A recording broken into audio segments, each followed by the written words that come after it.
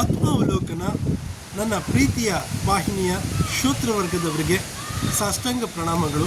ಸಾಕಷ್ಟು ದಿನಗಳಿಂದ ನಾನು ಆಗಿರಲಿಲ್ಲ, ಯಾವುದು ಪುಟ್ಟ ವಿಡಿಯೋ ಕೂಡ ಮಾಡಲಿಕ್ಕಾಗಿರಲಿಲ್ಲ. ಈ ಒಂದು ಅವಕಾಶ ಸಿಕ್ಕಿದೆ. ಮಗದೊಮ್ಮೆ ನನ್ನ ಆತ್ಮಾವಲೋಕನ ಶ್ರೋತೃವರ್ಗದವರಿಗೆ ಸಾಷ್ಟಾಂಗ ಪ್ರಣಾಮಗಳನ್ನು ಅರ್ಪಿಸುತ್ತಾ ಈ ಒಂದು ಪುಟ್ಟ ಕಾರ್ಯಕ್ರಮವನ್ನು ಶುರು ಮಾಡ್ತಾ ಇದ್ದೇನೆ. ಎಲ್ಲರಿಗೂ ಸ್ವಾಗತ, ಸುಸ್ವಾಗತ. ಸಾಕಷ್ಟು ಬಾರಿ ಕೇಳಿರ್ತೇವೆ ಆನಂದ, ಸಂತೋಷ, ಖುಷಿ ಅಂತ. ಇವುಗಳನ್ನೇ ಲೆಕ್ಕಾಚಾರ ಮಾಡ್ತಾ ಹೋದರೆ ಎಷ್ಟೊಂದು ಭಾವಾರ್ಥಗಳು ಒಂದೊಂದಕ್ಕಿಂತ ಒಂದೊಂದು ಭಿನ್ನವಾಗಿದೆ ಎಂಬುದನ್ನು ಒಂದು ಈ ಕಾರ್ಯಕ್ರಮದಲ್ಲಿ ಹೇಳ್ತಾ ಹೋಗ್ತಾ ಇದ್ದೇನೆ. ಸಾಮಾನ್ಯವಾಗಿ ನಾವು ಖುಷಿ ಅನ್ನೋ ಪದ ಬಳಸ್ತೇವೆ, ಸಂತೋಷ, ಹರ್ಷ, ಉಲ್ಲಾಸ, ಆನಂದ ಅನ್ನೋ ಪದಗಳನ್ನ ಬಳಸ್ತೀವಿ. ಈ ಮೊದಲೇ ಹೇಳಿದ ಎಲ್ಲ ಪದಗಳು ಒಂದೇ, ಆದರೆ ಕೊನೆಯಲ್ಲಿ ಹೇಳಿದ ಆನಂದ ಅನ್ನೋ ಪದ ಎಲ್ಲದಕ್ಕಿಂತ ಮೀರಿದು, ಒಂದು ರೀತಿ ಇನ್ಫಿನಿಟಿ ಥರ, ಅಂದರೆ ಅನಂತ ದಿಗಂತ. ಇದಕ್ಕೆ ಉನ್ನತ ಸ್ಥಿತಿ ಅಂತ ಹೇಳ್ಬೋದು. ಸಾಮಾನ್ಯವಾಗಿಯೇ ನಾವು ಲೌಕಿಕ ಪ್ರಪಂಚದಲ್ಲಿ ಖುಷಿಯಾಗಿರ್ತೀವಿ ಅಂತಂದರೆ ನಮ್ಮ ಸುತ್ತಮುತ್ತಲಿನ ಪರಿಸರ ನಮಗೆ ಯೋಗ್ಯವಾಗಿರಬೇಕು. ಸುತ್ತಮುತ್ತಲಿನ ಅಂತಂದರೆ ಮನೆಯಲ್ಲಿ ಒಬ್ಬ ಪುಟ್ಟ ಬಾಲಕ ಖುಷಿಯಾಗಿದ್ದಾನೆ ಅಂದರೆ ಅವರ ತಂದೆ ತಾಯಿಗಿನ ಒಂದು ಅವಿನಾಭಾವ ಸಂಬಂಧ ತುಂಬ ಚೆನ್ನಾಗಿದೆ ಅಂತ ಅರ್ಥ. ಒಂದು ಕೆಲಸ ಮಾಡ್ತಿರುವಂತಕ್ಕಂಥ ಒಬ್ಬ ಉದ್ಯೋಗಿ ತಾನು ಖುಷಿಯಾಗಿದ್ದಾನೆ ಅಂತಂದರೆ ಅಲ್ಲಿನ ಸುತ್ತಮುತ್ತ ವಾತಾವರಣ, ಅವರಿಗೆ ಹಿರಿಯ ಅಧಿಕಾರಿ ಇರ್ಬೋದು, ಕಿರಿಯ ಅಧಿಕಾರಿಗಳಿರ್ಬೋದು, ಅವ್ರ ಜೊತೆ ಕೆಲಸ ಮಾಡುವ ಸಹೋದ್ಯೋಗಿಗಳಿರ್ಬೋದು, ಅವರೆಲ್ಲ ತುಂಬ ಚೆನ್ನಾಗಿದ್ದಾರೆ ಅಂತ ಅರ್ಥ. ಹೀಗೆ ಖುಷಿ ಅನ್ನೋದು ಒಂದು ಬಾಹ್ಯವಾದಂಥ ಒಂದು ಪರಿಸ್ಥಿತಿಯನ್ನು ಅವಲಂಬಿಸಿರುತ್ತೆ. ಬಾಹ್ಯದಲ್ಲಿ ಅಂತಂದರೆ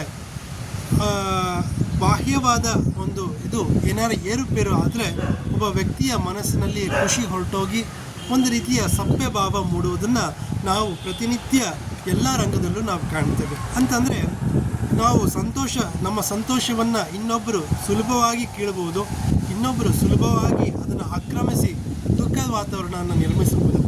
ಆದರೆ ಈ ಆನಂದ ಅನ್ನೋ ಪದ ಇದೆಯಲ್ಲ, ಇದು ಈಗಲ್ಲ.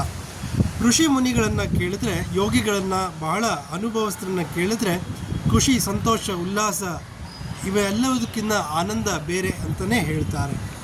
ಈ ಆನಂದ ಅಂತ ತಗೊಂಡಾಗ ಒಂದು ಪುಟ್ಟ ಉದಾಹರಣೆಯನ್ನು ನಮ್ಮ ಲೌಕಿಕ ಜೀವನದಲ್ಲಿ ನಾವೇನು ನೋಡ್ಬೋದು ಅಂತಂದರೆ, ಒಬ್ಬ ಪುಟ್ಟ ಬಾಲಕ ಅಥವಾ ಬಾಲಕಿ ತನ್ನ ವಿದ್ಯಾಭ್ಯಾಸದ ಹಂತವಾಗಿ 1ನೇ ವರ್ಷ, 2ನೇ ವರ್ಷ, 3ನೇ ವರ್ಷ, 3ನೇ ತರಗತಿ, 5ನೇ ತರಗತಿ ಅಂತ ಓದ್ತಾ 10ನೇ ತರಗತಿಗೆ ಬಂದಾಗ 10ನೇ ತರಗತಿಯ ಒಂದು ಪರೀಕ್ಷೆ ಏನಿರುತ್ತೆ, ವಾರ್ಷಿಕ ಪರೀಕ್ಷೆ ಏನಿರುತ್ತೆ, ಆ ಪರೀಕ್ಷೆಯನ್ನು ಮುಗಿಸಿ ಹಬ್ಬ ನಾ ಗೆದ್ದೆ ಅಂತ ಬಂದು ಒಂದು ರೀತಿಯ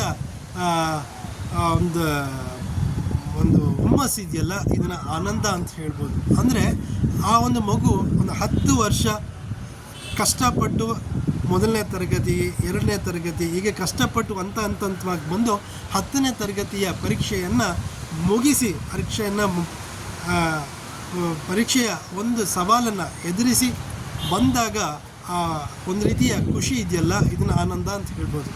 ಹಾಗೆ 2ನೇ ಉದಾಹರಣೆಯಲ್ಲಿ ನಾನು ಏನು ಹೇಳ್ಬೋದು ಅಂತಂದರೆ, ಒಂದು ಹೆಣ್ಣು ಬಸರಿಯಾದಾಗ ಆ 9 ತಿಂಗಳು ಹೆತ್ತು ಒಂದು ಮಗು ಇರುತ್ತಲ್ಲ, ಹೊಟ್ಟೆ ಒಳಗಡೆ ಮಗು ಸಾಕಷ್ಟು ಪೋಷಣೆಗಳನ್ನು ಮಾಡಿ, ಸಾಕಷ್ಟು ಅದನ್ನು ಪೋಷಣೆಗಳನ್ನು ಮಾಡಿ, ಅದಕ್ಕಾಗಿ ಸಾಕಷ್ಟು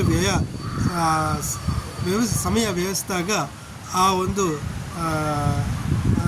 ಆ ಮಗು ತನ್ನ ಆ 9 ತಿಂಗಳ ಅವಧಿಯನ್ನು ಮುಗಿಸಿ ಗರ್ಭಚೀಲದಿಂದ ಹೊರಗೆ ಬಂದಾಗ ಆಕೆ ಎಷ್ಟೇ ನೋವು ಇದ್ದರೂ ಸಹಿಸಿ ಆ ನೋವಿಂದ, ಆ ಭಾರದಿಂದ ಹೊರಗೆ ಬಂದು ಮುಕ್ತಿ ಕಾಣ್ತಾವಲ್ಲ, ಅದೊಂದು ರೀತಿ ಆನಂದ ಅಂತ ಹೇಳ್ಬೋದು.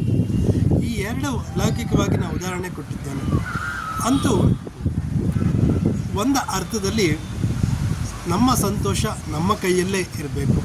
ಇನ್ನೊಬ್ಬರು ಅಷ್ಟು ಸಲೀಸಾಗಿ ಒಬ್ಬ ವ್ಯಕ್ತಿಯ ನಗುವನ್ನು, ಒಬ್ಬ ವ್ಯಕ್ತಿಯ ಮನಸ್ಸಿನ ಆ ಒಂದು ಉಲ್ಲಾಸಮಯ ವಾತಾವರಣವನ್ನು ಕಿತ್ತುಕೊಳ್ಳೋದಕ್ಕೆ ನಾವು ಬಿಡಬಾರ್ದು ಅಂತ ಹೇಳ್ತಾ, ಆನಂದ ಅನ್ನೋದಕ್ಕೆ ಇನ್ನೂ ಸಾಕಷ್ಟು ಉಪನಿಷತ್ತಿನಲ್ಲಿರೋ ವಾಕ್ಯವನ್ನು ತಗೊಂಡು ನಿಮ್ಮ ಮುಂದೆ ಹೇಳೋದಿದೆ.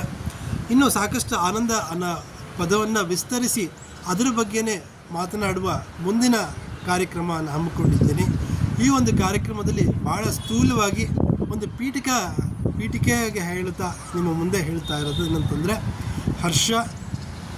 ಹರ್ಷನೇ ಬೇರೆ ಅಂತಂದರೆ ಹರ್ಷ, ಖುಷಿ, ಸಂತೋಷ, ಉಲ್ಲಾಸನೇ ಬೇರೆ, ಆನಂದನೇ ಬೇರೆ. ಈ ಎಲ್ಲ ಹಂತದಕ್ಕೂ ಮೀರಿದ್ದು ಆನಂದ ಅನ್ನೋ ಒಂದು ಪದದ ಅರ್ಥ. ಎಲ್ಲರಿಗೂ ನಮಸ್ಕಾರ.